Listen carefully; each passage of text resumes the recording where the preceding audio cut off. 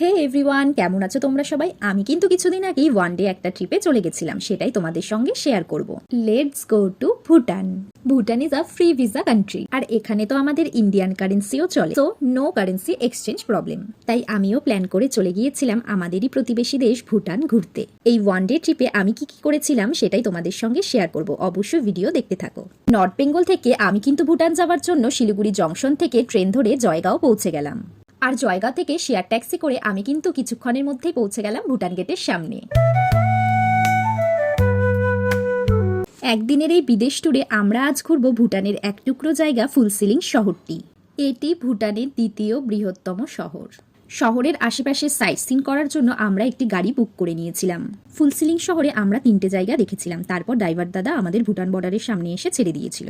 আমরা যে 3টে স্পট কভার করেছিলাম, প্রথমেই দেখেছি ভুটানের একটি বিখ্যাত মনস্ট্রি। তারপর সেকেন্ড স্পটটি, যেই স্পটের রিল কিন্তু আমরা ইনস্টাগ্রামে প্রায়ই দেখতে পাই, আমোচো হ্যাঙ্গিং ব্রিজ। আর এর পাশেই ছিল খড়বান্দি মোনাস্ট্রি। এরপর কিছুক্ষণ আমরা ফুলসিলিং শহরটা পায়ে হেঁটেই ঘুরেছিলাম। শহরটা কিন্তু ভীষণই সুন্দর। এখানেই টুকটাক ভুটান থেকে শপিং করে বেরিয়ে গেলাম বাড়ি ফেরার উদ্দেশ্যে। That's it for today's mini vlog. তোমাদের সঙ্গে খুব শীঘ্রই শেয়ার করব ভুটানের long vlog, so stay tuned for that and don't forget to subscribe my channel. চলো টাটা।